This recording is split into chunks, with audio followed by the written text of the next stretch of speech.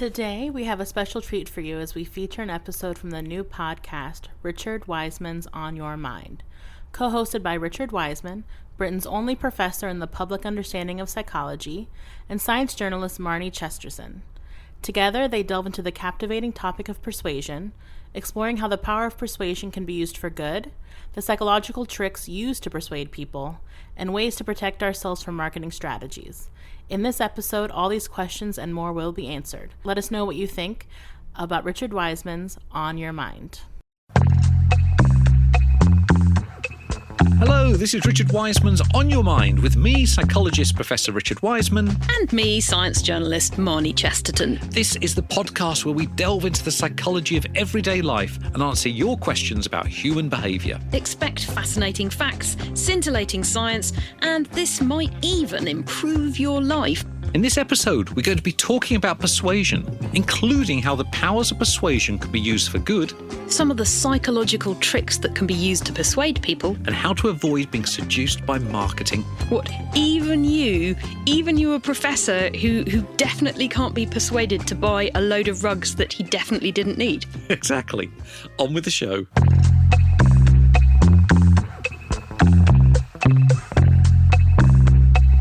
I'd like to start by taking you back in time to the 1970s, to a classic psychology experiment, and also key to persuasion. Amos Tversky and Daniel Kahneman, now very famous psychologists at the time, unknown, and they went into a high school. And you can be in Group A or Group B, which you want to be in. Group A, please. Yes, very good choice. So they said to everyone in Group A, here's an equation. Roughly, off the top of your head, without thinking about it too much, what is the answer to this equation? 8 times 7 times 6 times 5 times 4 times 3 times 2 times 1. Roughly, what do you reckon that comes to? 800? There we go. That's right. Actually, yeah, the whole group roughly came out with 500. They then went next door to Group B. They said, here's the equation. 1 times 2 times 3 times 4 times 5 times 6 times 7 times 8. There, people said about 200. It's exactly the same equation. So one is starting 8 times 7 times 6. The other one starts 1 times 2 times 3. So what's the difference? What's going on? Well, it's to do with anchoring. So we like to think we're all very rational. We're rational beings. I'm very rational. I know. But in reality, we're swayed by all sorts of little tricks, and mainly because we take shortcuts all the time, mental shortcuts. And the one here, and this is one of the very first experiments to demonstrate a bias, as it's called now, this is showing that when your judgment actually depends on the very first part of that equation. You go, 8 times 7 times 6, that's going to be quite a lot. Or 1 times 2 times 3, that's going to be a small number. You don't listen to what comes after it. It's what's called anchoring. You anchor on the very first part of the equation. The actual answer is 40,000. Oh, wow. Okay. Yeah, it's a huge answer. But, so what they showed really simply, really elegantly, is anchoring matters. Now, you take that idea and then you go, let's have a sale in a shop. It used to be £500, that seat, that chair. And now you've anchored on 500 and now it's just 200. So it comes straight down. It's a bargain. Absolutely. Or you meet somebody and they seem to be a very nice person. So you anchor on the fact that they seem to be a very nice person and you don't look at their behaviour after that. Or you're a doctor and somebody comes in, they give you some symptoms, you anchor on the early symptoms and you decide what you think's wrong with them. You don't listen to what comes after it. So this rather odd experiment, all about numbers, actually tells us a huge amount about persuasion. We are persuaded by the first lot of information we receive. We've got a question about why are some people so good at persuading people to do their bidding? What's the question? Why are some people so good at persuading people to do their bidding? Well, I mean, part of it is social. And so we tend to be persuaded by people that are charismatic and likeable and all those sorts of things. And if you read Dale Carnegie's book, How to Win Friends and Influence People, he talks about the key to persuasion is A, be likeable, and B, always think of the situation from the other person's point of view. So you're thinking, well, how do they see the world in order to then come out with something that's going to persuade them? I feel like this might be your superpower because, you know all the tricks, you've read all the research, you're a very likeable, charming person. That's very kind. Thank you. Yes. We did the episode on lying. No, it's just, it's like you're kind of almost like you can see inside people's heads and you know how to tinker with Yes, the truth is, I've no idea what's going on at all. I did read Carnegie, actually, as a kid. It's fantastic. Don't kick the beehive if you want to collect the honey. I mean, general lessons for life there. Yeah, yes, sure. Yes. Yeah. No, that's not from the book. It's from a beekeeping book that I had around the same time. So what I'm interested in is these kind of little tricks of the trade. So we'll try another one here. This was 10 years before. It's a 1960s experiment where they wanted to persuade people to put a sign up in their garden to say, drive carefully. So you own a house in some suburb of America. I turn up as the experimenter, and I've got a huge sign. This thing is 3 foot by 3 foot. It says, drive carefully. If I put it in your garden, you're not going to be able to see much out of your window. Can I put my sign in your garden? I mean, no, you can't. Thank you. Right. So that's what they got. Everyone said, no, you can put your sign somewhere else.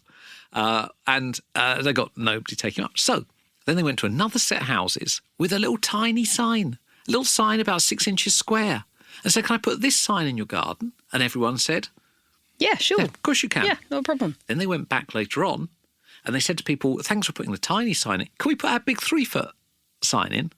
Nearly 80% of people said, yes, you can. It's the foot in the door technique. Once you've got people to say a little bit of yes, then it's easier to get them to say a lot of yes. So, for example, if you're trying to raise money for charity, you just ask for a small donation and then you go back and you ask for a bigger donation. Because first time round, they're going to say no straight away.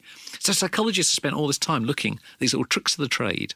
And that explains why I get calls all the time going, first off, thank you for your monthly donation.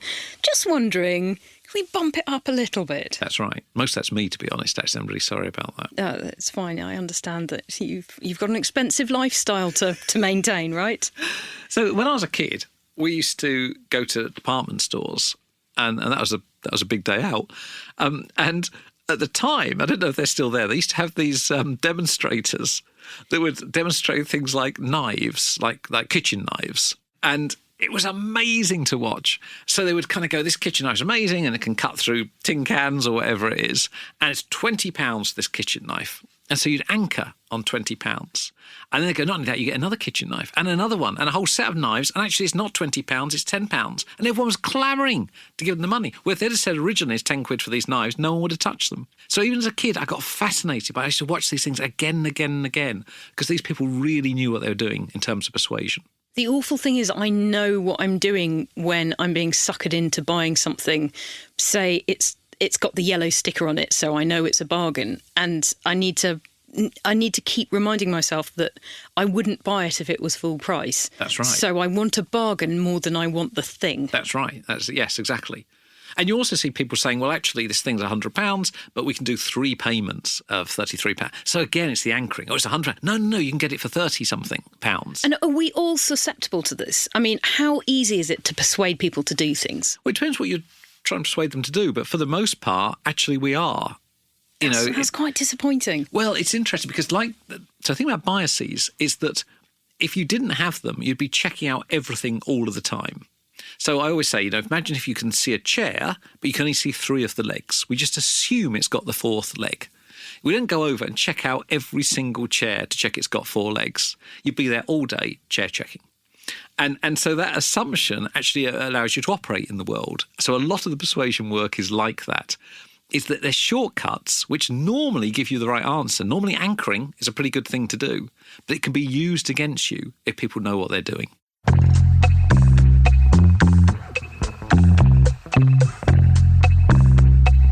So we're recording this in December, and it's that time of year when there are huge efforts to get people to buy things. For instance, buying something on Black Friday that you know that you don't even want. Why can't we resist? And are there any tricks that salespeople use? Well, I mean, Black Friday is about anchoring again. This thing that was that is now this. And so it appears to be a huge drop, absolute bargain. But what about the time limit?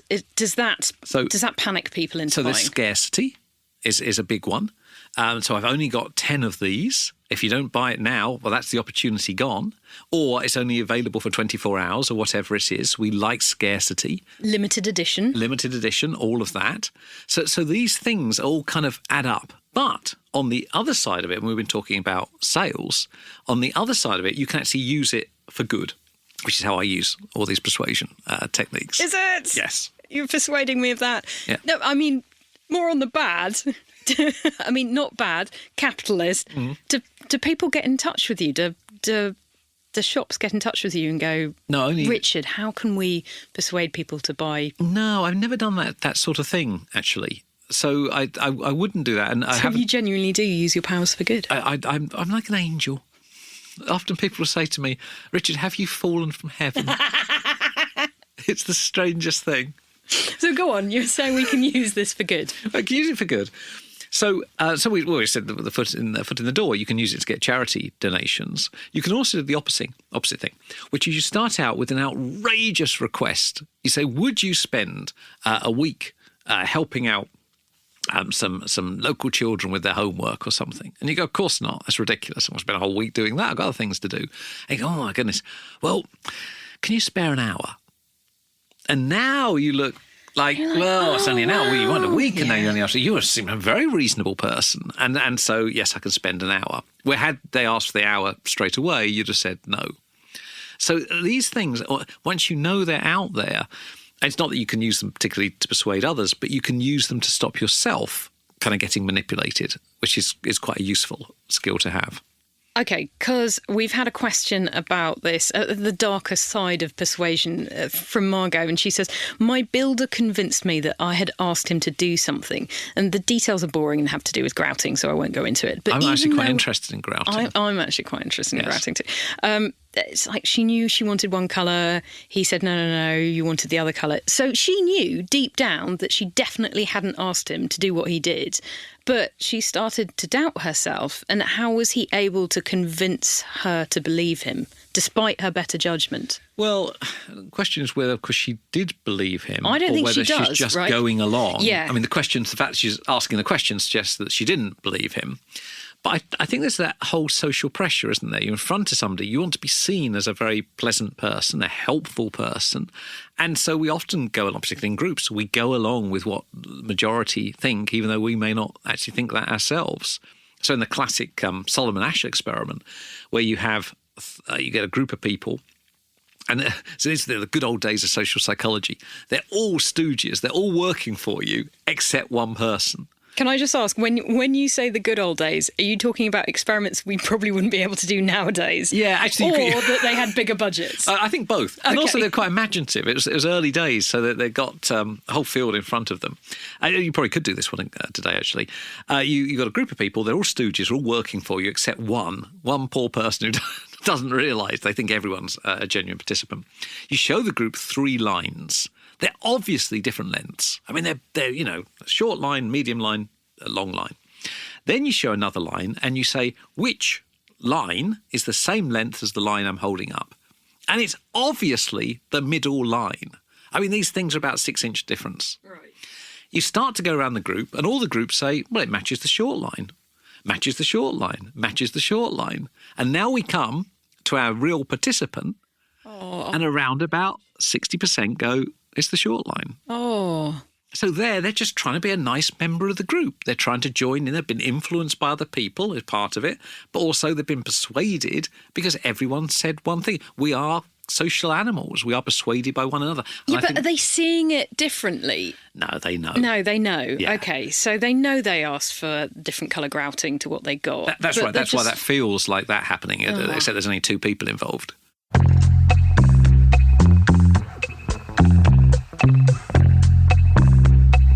This is Richard Wiseman's On Your Mind, and we're talking about persuasion.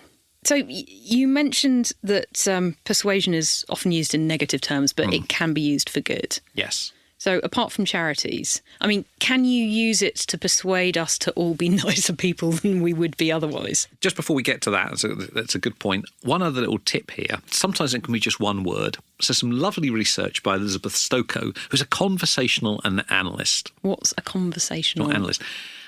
She listens to, transcribes and analyses hundreds of conversations. And then she's looking for patterning in there. What convinces people to say yes or no to a request? Oh, like phrases that trigger people to absolutely to go along with something or to stand up against the person and so on. And one of the key patterns that workers produced is the word willing. Willing is very, very important. So would you be willing to try out a new service? Would you be willing to try a trial subscription to a magazine? People find it very, very hard to say no when the word willing is in the sentence. Whereas if you'd said, would you pay for another subscription, or, I don't know, would you... Well, would you even be prepared to subscribe to the magazine? Okay, but would you be willing to? It suggests something much sort of gentler. It's a very, very persuasive technique. So top tip, use that all the time. If you want to, or be on the lookout for it being used against you. Oh, okay, yes, yeah. Yes. Does that work with small children? I'm just wondering. You know when they get into the no phase? Well, would you be willing to look after my children for the afternoon? Would you be, yeah, I mean, that's the ideal world, but would you be willing to eat your vegetables? That's an interesting one. This was adults. I think that the child might just go, no. No. And then you kind of go, no, just being polite. Yeah, eat just those eat vegetables. it or no pudding. That's right, yes. But it can be used in good ways. So this is John Heritage's work, and he was looking at this very important moment at the end of GP consultations when often people don't mention certain symptoms, certain additional symptoms. And at the time, they were GPs were being trained to say, is there anything else? And the problem with anything is it's quite a negative word. And so linguistically, it'd be like, I haven't got any money. I haven't got anything. It's negative. Okay. But they were all doing that. They were trained to say, is there anything else?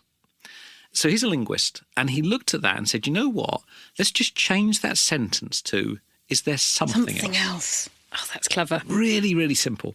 Let's look at the differences in percentages. When you say, is there anything else, 50% of patients go, actually, there is. Is there something else?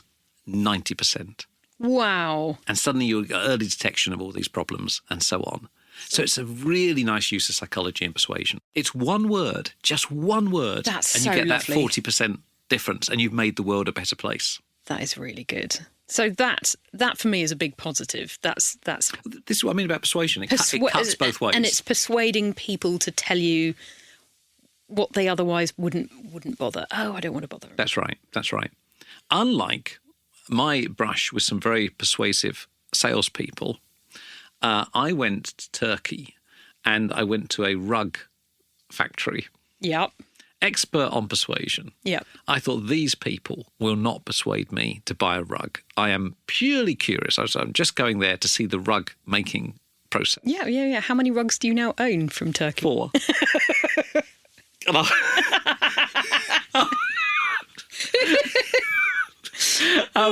And which was 4 more than I intended to buy. Yeah, that's a when lot I walked in, I thought, I wonder what techniques they were using. I, of course, will be immune to these techniques.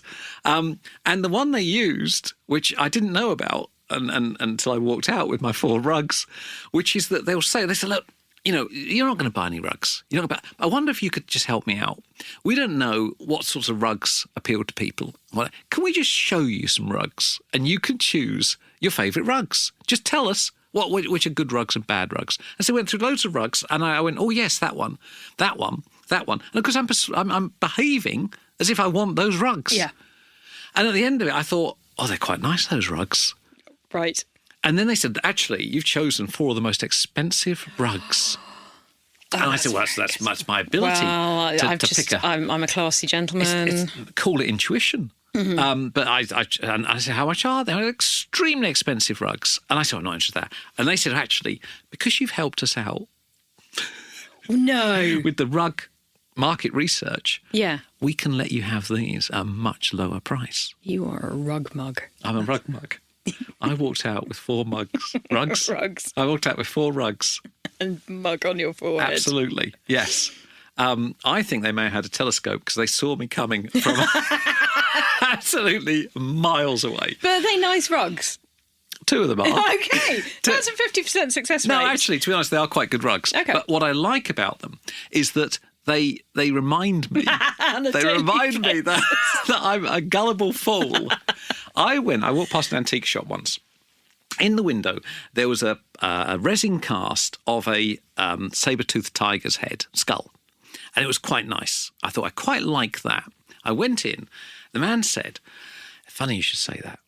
That's the only one that's ever come through this antique shop in 30 years of doing it. And it is expensive because it's a museum quality cast. But it's the only one, and amazing you spotted it, and they sold it to me for a couple of £100. I walk out, I'm very happy with my resin saber-toothed tiger skull. About a week later, I walk past, there's another one in the window. I go in, and I say, you told me you only had one in 30 years. He said, the chances of that. He said, you walked out, another one came. I said, how many have you got? He said, about 20 out the back. It's the same thing. It sits in my house to remind me that no matter how sophisticated... Your house is a palace to your idiocy. It's in the rug room. It's all things that I've been persuaded to buy by the very techniques that I study. Oh, that's lovely. That's lovely. Yeah, so no one should feel bad for falling for these things.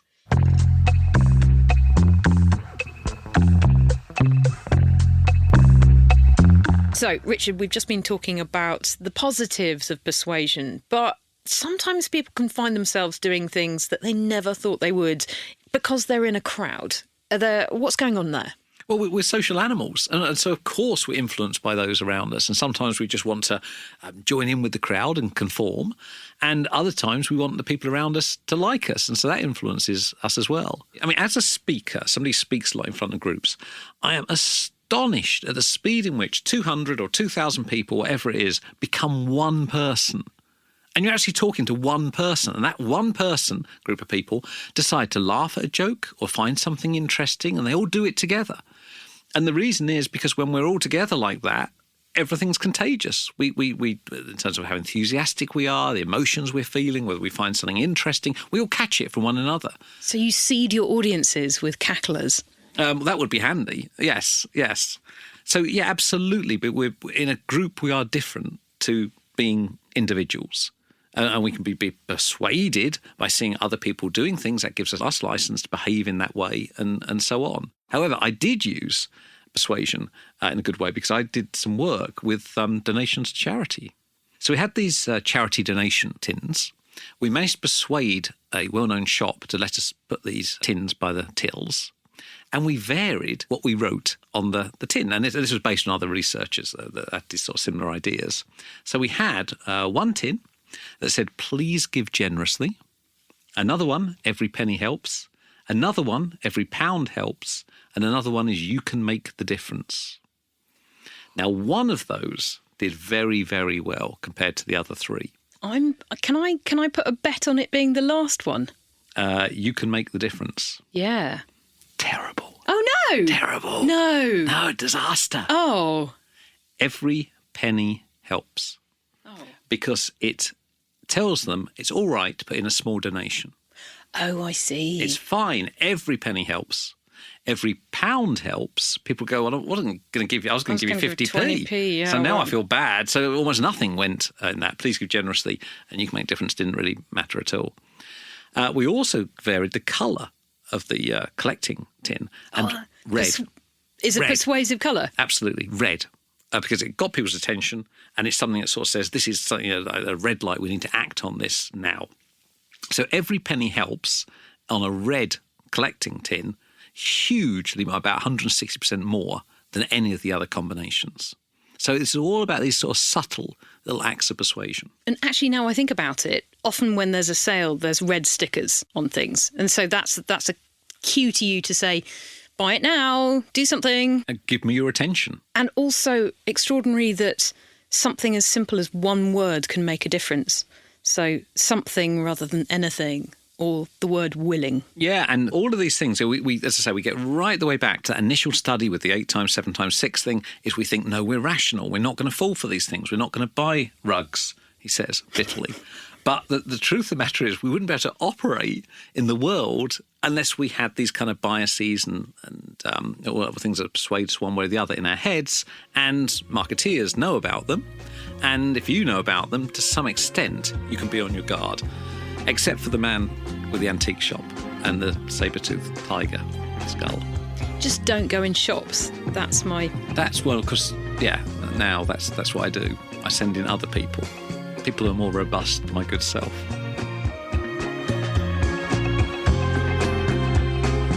Podimo and Telltale, this has been Richard Wiseman's On Your Mind. Hosted by Professor Richard Wiseman and Marnie Chesterton. Our producer is Kate White. The executive producers for Podimo are Jake Chudnow and Matt White, and for Telltale are Rami Sabar and Jago Lee. And if you like this podcast, tell your friends. Leave us a review. If you don't like it, tell your friends you did. Why should you be the only ones to suffer? Although it does help others find us, and don't forget to subscribe. Make sure you follow us on Twitter @WisemanPod. Where we'll be regularly asking you for questions for future episodes. Thanks. Bye. Bye-bye.